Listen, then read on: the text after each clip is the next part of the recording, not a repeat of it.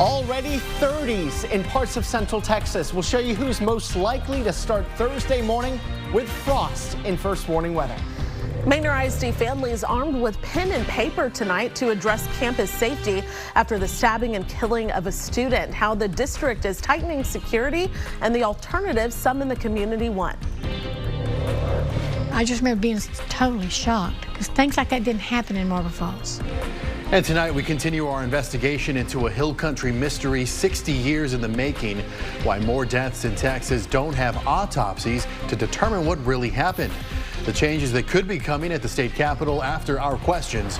KXAN investigates a hanging on Backbone Creek. That's coming up. Thanks so much for joining us tonight here at 10 o'clock. I'm Daniel Marin. And I'm Jennifer Sanders. Tonight, a meeting for the community to voice safety needs at the Manor Independent School District. And this comes less than a month after police arrested a student and charged him for stabbing and killing another student on a high school campus. As KXAN's Sarah Alsheh reports, the district plans to take tonight's input to create a larger plan to address security on its campuses. Pen and paper writing out how families and staff feel about current safety measures at Manor ISD. Dozens attended the district's community safety meeting Wednesday night. It's really about talking and listening to the community and hearing what we can do together as one group moving forward. This meeting comes just a few weeks after a deadly stabbing at Manor Senior High School in October. It's not going to fix anything overnight, but if we can really come together truly as a community instead of it just being something that we say in a newsletter that goes home, makes a difference. Since then, Superintendent Dr. Robert Sormani said the district reduced the number of entry points and added metal detectors at district high schools. It also contracted with a law firm to do an independent review of safety protocols before and after the stabbing. At the meeting, staff and families discussed how they feel about current and potential future protocols. Many encouraged by the physical safety enhancements, but also supporting other initiatives like a character education program focused on conflict resolution for both students and staff. Change the way that they're thinking and the way that they're moving around the world that creates a safer environment as well. This feedback now to use as building blocks for a bigger safety plan in the future. Approach our board of trustees with here's what I think our community is saying and here are the ideas that we can start doing and tackling long term together. Sarah Alsheh, KXAN News. And the district also emailed a survey to parents to learn what they want to see in terms of safety. The superintendent says it already received 1,400 responses. The survey will remain open until this Friday, and the district will have another community meeting 2 weeks from now on December 4th at Decker Middle School. And giving some depth to this issue, Manor ISD already planned to invest in new school police officers and equipment mandated by the legislature. And right now, the mandate known as HB 3 passed last year. District leaders, though, cited the law as it calls for an armed security officer on each campus during regular school hours. Manor ISD also provided some added provisions in the budget to increase mental health support by adding social workers and student programs. Wow, temperatures are really dropping outside this evening as expected, but we already have a number of you in the hill country, especially in the 30s, like Llano at 39, Bertram at 36, Marble Falls at 39, yet we've got some 40s and 50s in the mix too.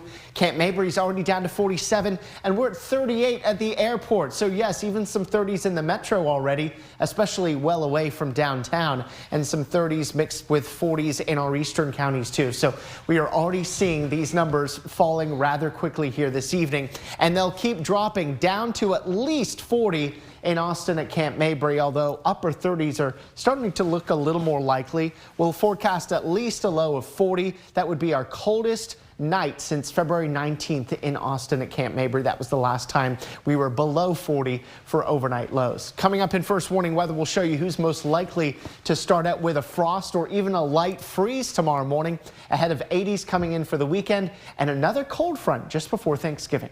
Right, Nick, thank you very much. There is a new effort to release the House Ethics Committee report on former Congressman and Trump Attorney General pick Matt Gaetz.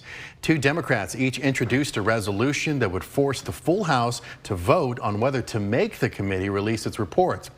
This comes after the committee met today and was deadlocked on releasing the report.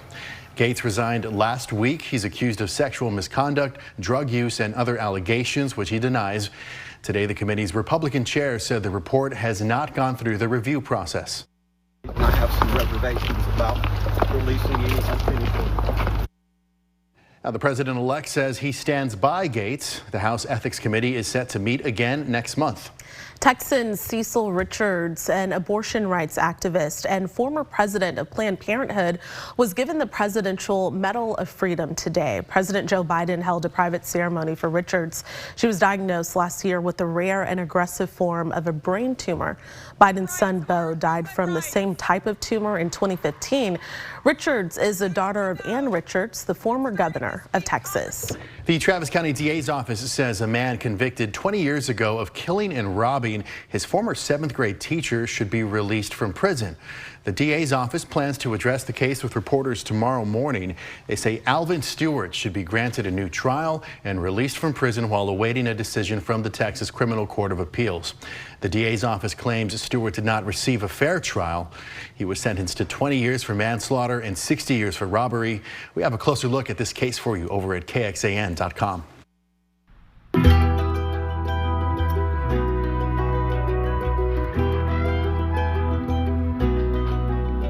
Tonight, our look at a statewide system for investigating death continues. Ultimately, it comes down to the discretion of the justice of the peace, and our hope is in the fact that we have a robust training system in place now. The unique process that only exists in Texas, and why state leaders could soon look at ways to make it more modern, as our questions also lead to a major change in a Hill Country mystery after nearly 60 years. First off, I would have sent the child for an autopsy. That's the first thing that I would have done. I'm KXAN investigator Josh Hinkle, joined by KXAN investigator Arzo Dost. That investigation, a hanging on Backbone Creek, continues. Coming up.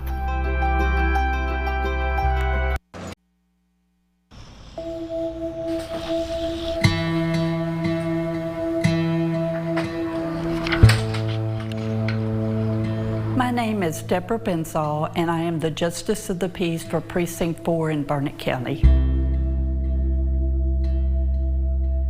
When someone passes away, our county doesn't have a medical examiner, the JPs. That is a duty of ours. We go to the scene to determine what the cause of death is. If you suspect a crime has occurred related to that death, what do you do at that point? I'm pretty well going to send that person first off for an autopsy. The case from 1965 we've been researching, I do have a copy of the death certificate. Okay, that'll help me. I hereby certify that I held an inquest over the remains of Lanice Danon Lewis and found that death was due to strangulation accidental. This was signed by C.B. Wall, the Justice of the Peace. He was the JP in your precinct back then? Yes, and apparently the child's age was 13, I think, at the time it shows. We learned that no autopsy was done in this case. Oh, okay. There are questions about whether her death was actually an accident. Sure. I know that I would have definitely wanted an autopsy, on that child.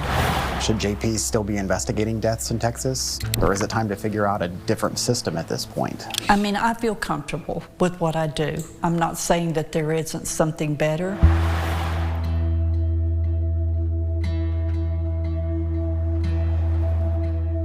Across Texas, tracking any trends or problems with death inquests performed by justices of the peace is nearly impossible.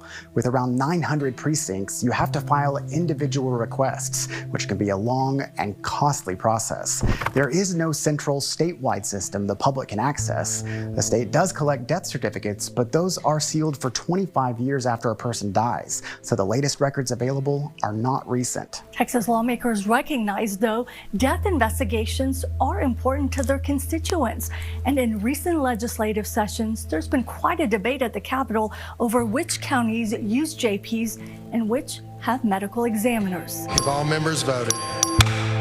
There being 100. Chair lays out House Bill 3895. Chair recognizes Chairman Oliver Center to explain.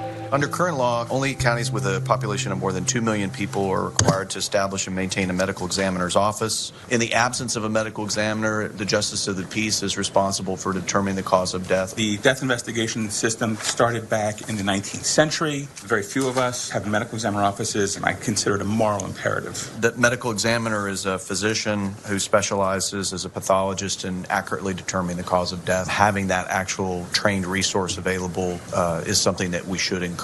Today, only 4 Texas counties have 2 million people or more, the population count that required them at the time to add an ME.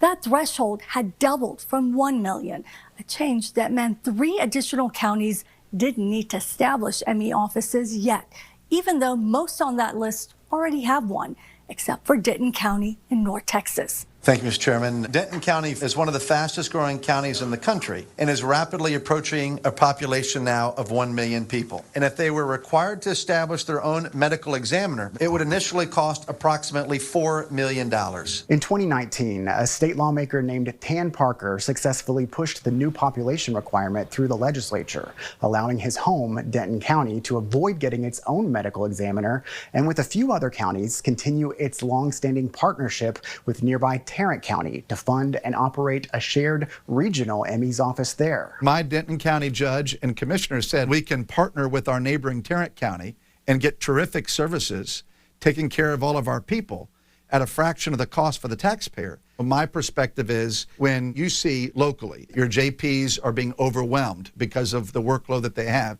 well, then it's time to take action. That's why, ahead of the next legislative session, and after our questions, Senator Parker is taking a closer look at the requirement and studying how more counties might take advantage of similar regional arrangements. Still, most Texas counties are nowhere close to an existing medical examiner's office, and they're far from hitting the population requirement, which has since increased to 2.5 million to build one of their own. That includes Burnett County, but it won't stay that way forever. In 1965, there were 10,000 people living here. Nearly 60 years later, it's grown to almost 54,000. Yeah, I was raised here in Marble Falls. Small town where you knew everybody. That's how small towns go, right? Yes, it is. How has criminal activity changed over the decades? Increased because more people move into the area. My name is Janie Prue. I'm the coordinator for Hill Country Area Crime Stoppers. Anybody can report crime. They can either call me on my tip line. We have an app now and send me a tip. Every bit of it's anonymous. We submit it, send it off to where it needs to go. I average anywhere from 20 to 30 tips a month, mostly drug related, some child abuse a lot, and animal abuse. We're not immune to it anymore like we used to be. Were you aware of what crime was like back then? Don't remember crime at all.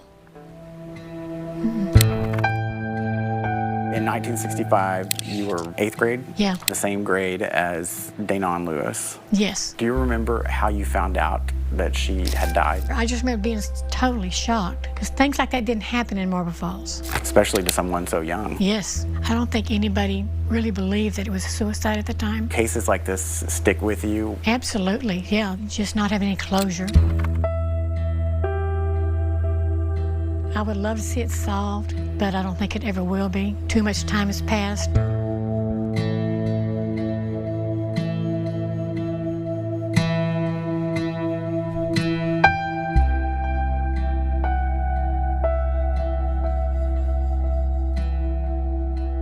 Whatever classification that didn't make it appear that girl killed herself, even accidentally. It just didn't happen that way. That would be nice. That would keep her memory alive. Not forgotten. I think that's the most important thing.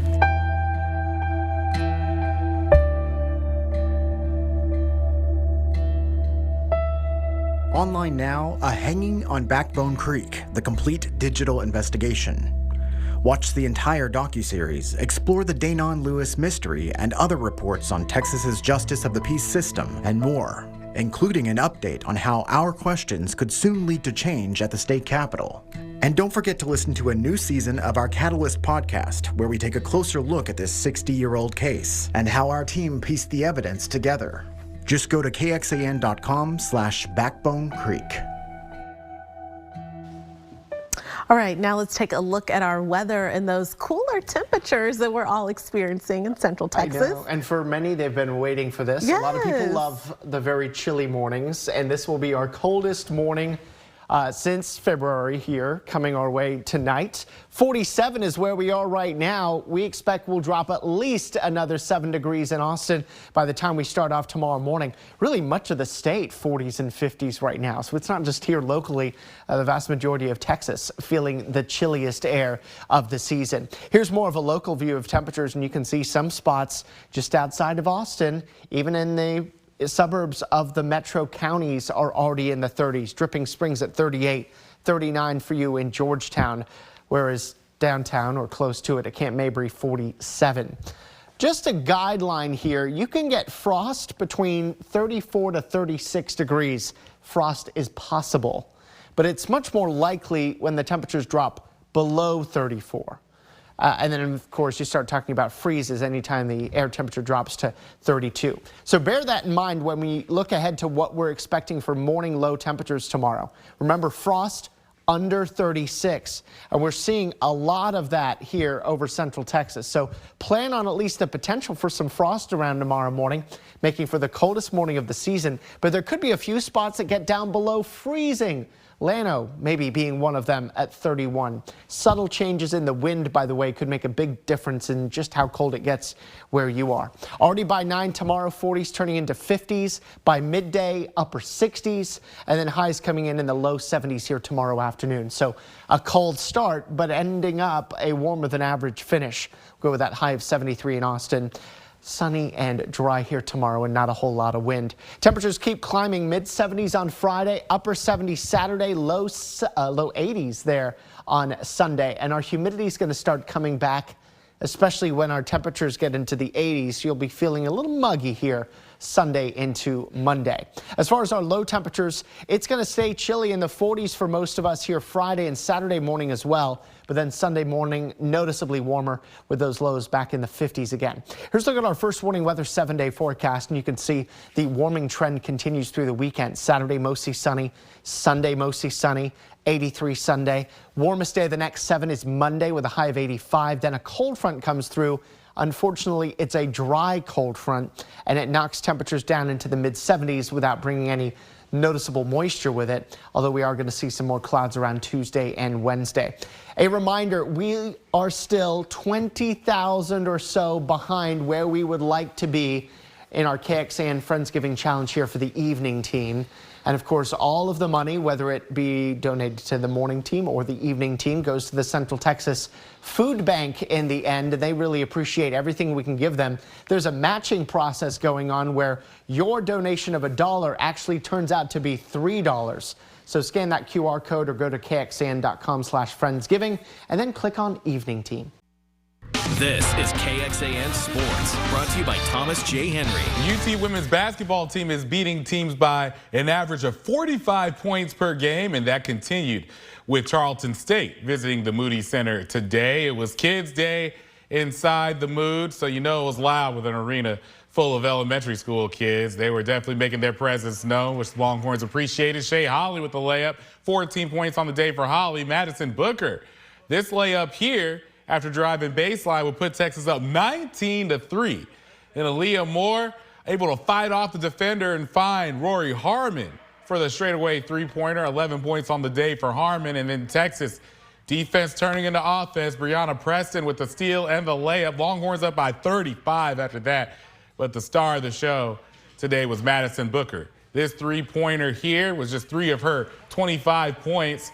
10 of 14 shooting, 2 for Booker today as Texas wins 83-41 to improve to 4-0 on the season. College football, the Longhorns have just 2 games left in the regular season, and they'll face Kentucky. It'll be senior day for several, including one of the Longhorns' unsung heroes. Noah Gross has more.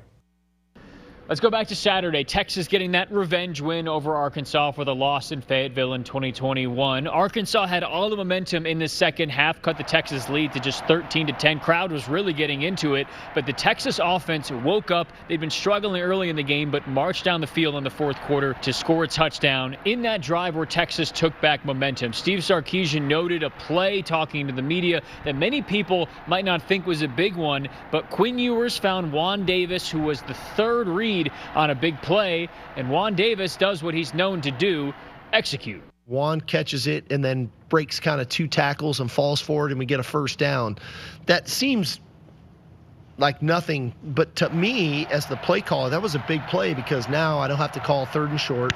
It's 1st and goal, and but that's just kind of who Juan has been. Man, Juan is a great player. You know, he's down to do the dirty work, come in and do what he's supposed to do. He makes himself very valuable by being able to block and then go and run those routes. We know Juan can run routes and he can catch the ball, but he also, if you look at the film, he also puts his body on the line with those bigger DNs. He goes out there and block. Davis and the rest of this senior class set to run out of the tunnel here at DKR Saturday and give a big hug to head coach Steve Sarkisian. Reflect on 4 or 5 for some, yes, 6 years in this Texas program. Guys that have done it more than one time include Jahdae Barron. David Benda went through these senior day festivities a season ago, but now a bit more finality to it in what looks to be their final season and what is maybe not just their final home game here at DKR. For now in Austin, Noah Gross, KXAN News. And make sure you check out our live pregame show, Texas Game Day. It starts this Saturday at 1:30 over on KBVO. College basketball, the UT men heading to the Big Apple to play in the Legends Classic. Starting tomorrow night, the Longhorns will meet Syracuse at 6. And then if they win, they'll have to turn around and face St. Joseph's or Texas Tech the next night. That does it for sports. Make sure to check out more sports on KXAN.com.